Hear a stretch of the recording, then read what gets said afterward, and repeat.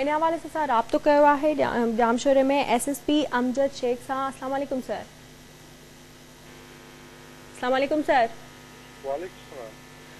Sir मूंखे इन हवाले सां ॿुधाए तो गुज़िरियल ॾींहुं खानोट पे इंडस हाईवे ते ॻोठाणनि ऐं पुलिस विच में वाक़ियो पेश आयो आहे। इन वाक़िए जो पस मंज़र छा आहे?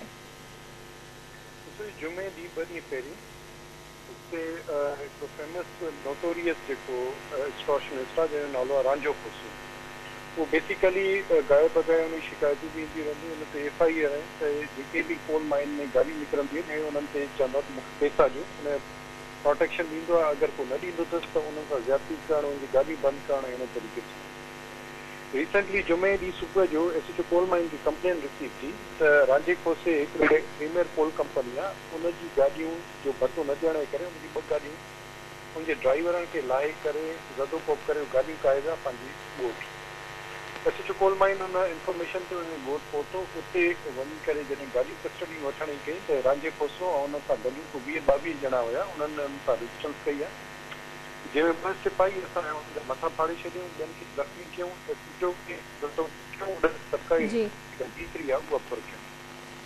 हिन एतला ते ॿी जेका पुलिस जी नफ़री कठी कई वई, जंहिंमें 2 DSP खानोट, DSP 7 इहे हुन मौक़े ते जेको आहे पंहिंजी नफ़रीअ सां जेको जमा थिया खानोट थाणे ते। ऐं मीनवाइल हिननि खे असां मैसेज करायो त तव्हां जेको ॻोठ वारा इहो हिननि जी राइफल जेके खणी आहिनि इहे वापसि करायो ऐं जेके माण्हू तव्हां वटि जेके न मुलविस आहिनि उन्हनि खे अरेस्ट करायो, सरेंडर करायो। इन ते उन्हनि ॾाढो नेगेटिवली रिस्पॉन्ड कयो ऐं जेको आहे इवन कुझु हिननि जा मुंतखिब नुमाइंदा हुया उन्हनि खे बि हिननि जेको आहे रिफ्यूज़ करे छॾियो। जेके ॿिया हिननि जा नोटेबल्स हुयो उन्हनि खे बि इंगेज कयो वियो, उन्हनि सभिनी खे रिफ्यूज़ करे चयो त असां पुलिस सां विढ़ंदासीं ऐं इहे शयूं असां क़ाबिल क़बूल न आहिनि। हुन ते पुलिस जॾहिं अॻियां पेशकदमी कई आहे त हिननि औरतुनि ऐं ॿारनि खे रोड ते लाहे करे रोड ब्लॉक कयो ऐं एज अ शील्ड उन्हनि खे प्रोटेक्शन कयो त जीअं पुलिस ॻोठ में एंटर नथी सघे। पुलिस पहुती आहे, पुलिस ॿारनि जे करे हिननि औरतुनि जे करे उते ई स्टे कयो ऐं उन्हनि जे रिटालिएशन में पुलिस खे जेको आहे हिननि स्टोनिंग करणु शुरू कई, पत्थर उछलाइण शुरू कया, जंहिंसां कुझु पुलिस वारा ज़ख़्मी थिया। कुझु वीडियोज़ तव्हां मीडिया ते बि शेयर थी जंहिंमें हिननि पुलिस जी मोबाइल जा शीशा बि भॻा। मीनवाइल जेका ट्रैफिक जैम थी ऐं उन कम्यूटर्स जेके ट्रेवलर्स आहे उनजी गाॾियुनि ते बि हिननि अटैक कयो, उन जा शीशा भॻा। जेके फैमिलीज़ हुए, जेके ॿार उन्हनि खे हरासां कयूं, उन्हनि में बि चयो। 9 कलाकनि ताईं हिननि इंडस हाईवे जेको मेन आर्टरी आहे सॼी अपर सिंध ऐं जेको आहे कराची खे मिलाइण वारो उहो ब्लॉक रहियो। सभई गाॾियूं जंहिंमें एम्बुलेंसिस बि हुयूं मरीज़नि सां गॾु उहे स्टकअप हुयूं। हिननि खे 12 असां रिक्वेस्ट कई त एटलीस्ट रोड खोलियो ताकि इहे जेके ट्रेवलर्स आहिनि जेके इहे परेशान था थियनि गर्मीअ में, जिते न पाणी आहे न ॿी कोई मेडिकल फैसिलिटीज़ आहिनि, उन्हनि खे तव्हां बिल्कुलु पंहिंजे रस्ते ते छॾियो। हिननि शयुनि खे रिजेक्ट करण जे बजाए जेको गाॾी वारो उनखे भरिसां अचण जी कोशिशि कई उन्हनि खे उहो डैमेज कयूं, उनमें तमामु घणो ज़दोकोप कयूं, माण्हुनि खे पुलिस वारनि खे ज़दोकोप कयूं, जंहिंमें 20 खां वधीक ऑफिसर ऐं पुलिस जवान उनमें ज़ख़्मी थिया ऐं हिकिड़ो तमामु उनमें क्रिटिकल आहे जेको ICU में एडमिट आहे, जंहिंमें इन्हनि ख़्वातीन जेके उहे रोड ते उन्हनि डंडनि सां उन्हनि ते हमिलो कयो ऐं उन मथे जी जेका खून आहे उहो जमा थी वियो।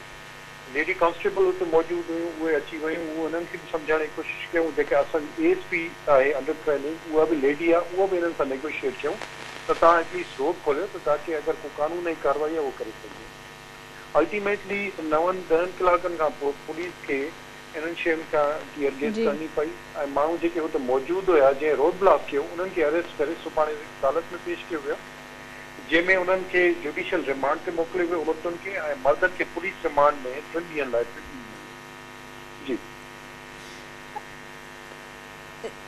जी SSP साहब मूंखे इहो बि ॿुधाइजो त इन वाक़िए दौरान मुज़ाहिरीन ऐं पुलिस तरफ़ां फायरिंग बि कई वई, त उन में जेके पुलिस एहलकार ज़ख़्मी थिया आहिनि उन्हनि जी हालत कीअं आहे? मां तव्हांखे गुज़ारिश कई त उन में 20 खां वधीक ज़ख़्मी थिया आहिनि ऐं ज़ख़्मी इहे जेके आहिनि इहे मेजर ज़ख़्मी आहिनि। हल्का फुल्का त सभिनी खे धक लॻा आहिनि, इवन मूं ताईं बि पत्थर पहुता, उन्हनि खे मूंखे डैमेज कयो, पर मां ज़ख़्मी उनखे थो चवां जेके हॉस्पिटलाइज़ थिया आहिनि अंडर ट्रीटमेंट आहिनि। उन 2 ॼणा सीरियस आहिनि, हिकिड़ो तमामु घणो सीरियस आहे, उहो ICU में एडमिट आहे ऐं अलाह साईं खां दुआ आहे त उहो पंहिंजी सिहत याब थी वापसि अचे।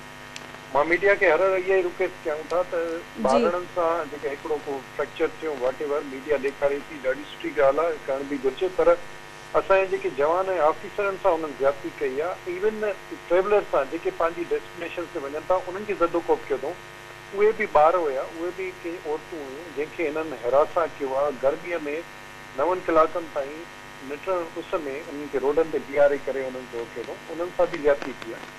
ऐं ॿियो रेट ऑफ स्टेट चैलेंज कई अथऊं। हथियार फुर करे पुलिस खे अगरि तव्हां मार कुट करे इन ओपन तरीक़े सां कंदव त पोइ ज़ाहिर आहे पुलिस बि को मुहाफ़िज़ आहे ऐं उनजी प्रोटेक्शन आहे अवाम जी हिफ़ाज़त। को बि शरपसंद अगरि को कोशिशि थो करे हिन शइ खे चैलेंज करण त उनजो बि असां कानूनी क़दम खयो आहे ऐं उहो असांजो हक़ आहे।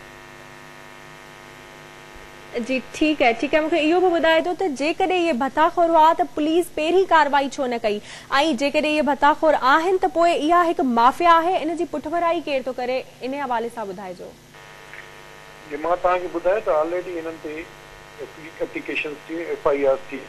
तव्हां हिननि जी हाई हेडेडनेस या हिननि जी ज़रूरत इहा तव्हां ॾिसो जो उहे पुलिस सां हथियार हिननि फुर कया आहिनि, रेजिस्टेंस ऑफर कई अथऊं ऐं रोड ब्लॉक कयो अथऊं। त हिननि जी ज़ाहिर हिकिड़ी हिस्ट्री रही आहे। हिननि खे इहे शयूं कॾहिं बि इन तरीक़े सां काउंटर न थी आहे ऐं पुलिस हुननि खे काउंटर करण जी कोशिशि कई त हिन वक़्तु पुलिस लाइ जेका माना हिकिड़ो प्रोपेगेंडा हले थो मीडिया सोशल मीडिया ते, उहो बि तव्हां ॾिसी सघो था।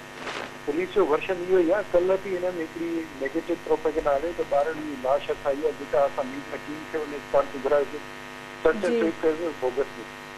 हिन वक़्तु बि उहो ईअं चवनि था त ॿारनि खे ऐं औरतुनि खे कया असां का अहिड़ी का जेके हुन में मुलविस हुया, जेके औरतूं जंहिं गंढनि सां हमिलो कया, जेके हुन ऑन स्पॉट मौजूदु आहिनि, रिकॉर्डिंग सां एविडेंस सां असां पेश कया कोर्ट में ऐं उहे चालान थी वियूं। उनजी बैंक रिजेक्ट थी।